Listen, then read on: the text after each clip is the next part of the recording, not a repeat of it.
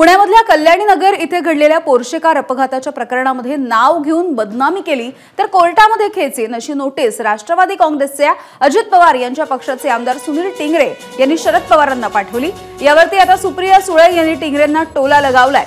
ज्या शरद पवारांनी मागील निवडणुकीकरिता एबी फॉर्मवरती सही करून सुनील टिंगरे यांच्या हातामध्ये फॉर्म दिला त्यांनीच आज पवार साहेबांना नोटीस पाठवली आहे असं सुळेंनी म्हटलं।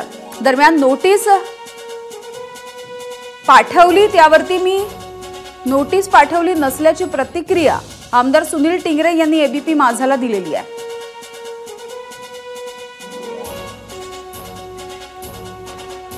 या व्यक्तींनी आदरणीय पवार साहेबांना नोटीस पाठवली की तुम्ही माझी बदनामी केली तर मी तुम्हाला कोर्टात खेचीन।